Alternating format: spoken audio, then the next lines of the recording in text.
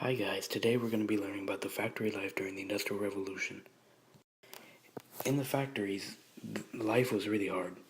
In the factories, they were dark and polluted, dangerous, especially to children, monotonous work, little pay, and no benefits, and lack of food and rest.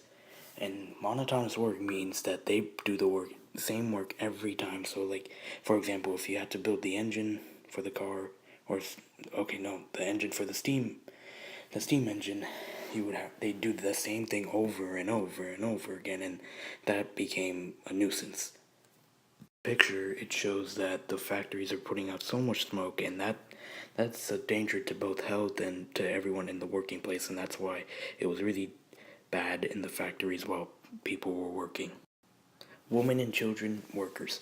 Before the 1850s, mostly men worked in factories, but as as the 50s came and went by, women and children became a large population of factory workers.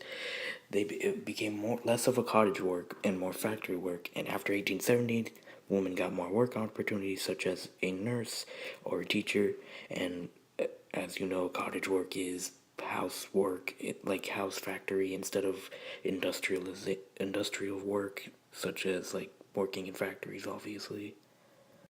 In this picture, it shows that girls and children are working in the factory. This shows that women were working a lot in the factories during the Industrial Revolution, including the late 50s. They had to go through all the hard conditions of factory work, monotonous work, etc., etc., and it was just hard for them to work in the factories.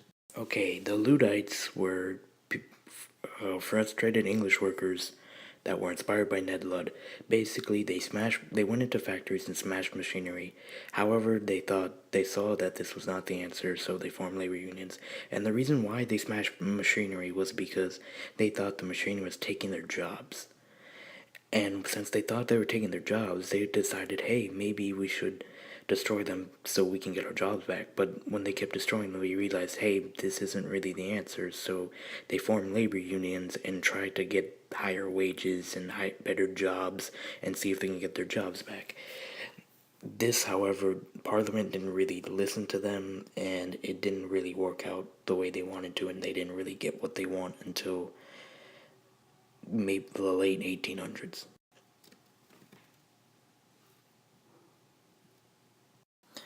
Okay, during the Industrial Revolution in England, poorhouses were government built houses. They were harsh places, and in those places, the workers were confined and they had to work for excessive hours. Some of them were actually industrial prisons, and the poor people were actually stuck there. And in order to get food and get other sorts of aid, they'd have to work for it. And in the picture below, it shows the outside of in a poorhouse, and inside they would shows the prison and how they were confined and they had to live in just terrible conditions. And it was really hard for the poor people to be in there because the as I said, the conditions were hard. It was dirty. There was no food, no barely any rest, and they didn't get much. They had so much hours of work, and they just couldn't. It was just hard for them. Okay, Charles Dickens he was a very important author during the Industrial Revolution. Basically, what he did, he wrote about the hard labor and hard living conditions during the Revolution, and he wrote a book called Oliver Twist. And not just with that book, but other books, he used his writings to show how tough life was as a factory worker. And in his book Oliver Twist, as shown below, it depicts a child's rough life as a factory worker.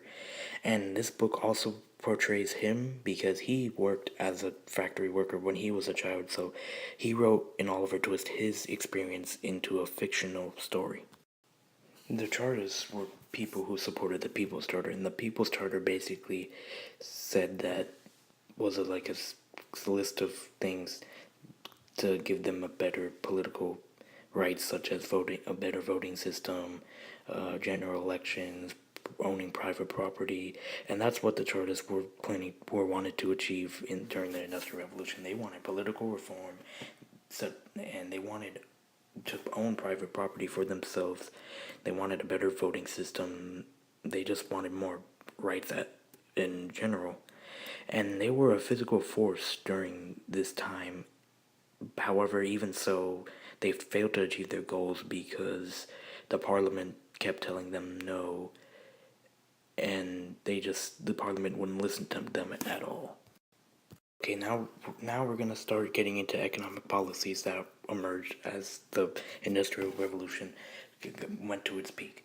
First, we'll start off with Adam Smith. Basically, he had the idea of laissez-faire, which means that invisible hand drives the economy, and what he means by that is supply and demand of the supply and demand of the economy drives the economy. For example, like in the picture below, it says laissez-faire, hands off. That means government does nothing. Adam Smith wanted government to had nothing to do with it. They were limited. Government was limited to this system or idea of economics, and more of the laissez-faire idea was explained in The Wealth of Nations in his book.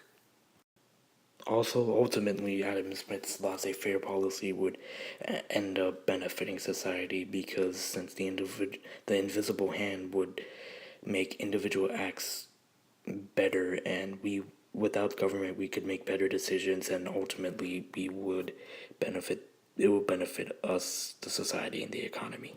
Okay, the next economic policy we'll talk about is Malthus. And basically, what he believed is that the population grew exponentially and food grows arithmetically.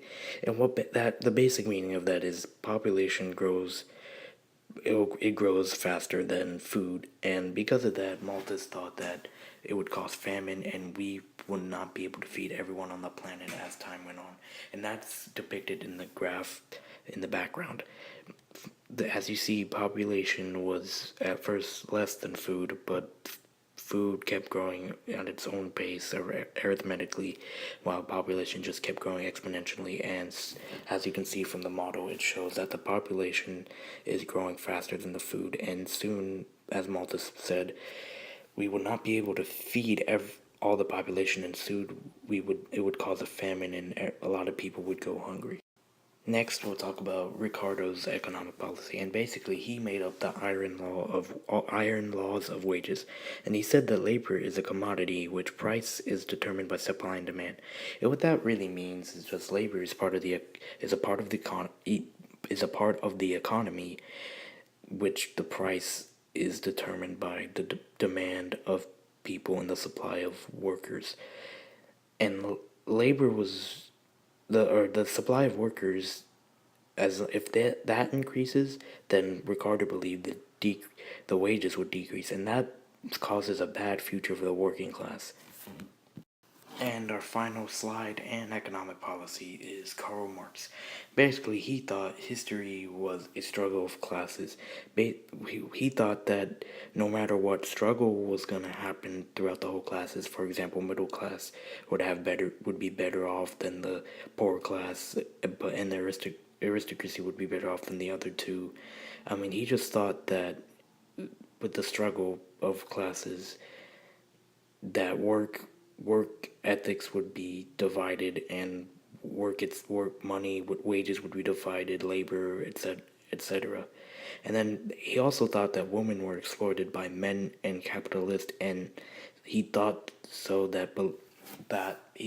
because women only worked because they needed to support their family, and even so, they were controlled by their husbands mainly, and all the men, their bosses were men, and they were treated a lot more harshly than the other people in the factories. He also believed that classes would be abolished because after history was the struggle of classes, he thought that the struggle would come to an end, everyone would make up, and classes would be abolished. However, that doesn't really cause the case, because even though his ideas was a very good idea, it really didn't do anything to like women until maybe the next century in the 1900s. But however, he did influence a lot of the women's right movements later in history.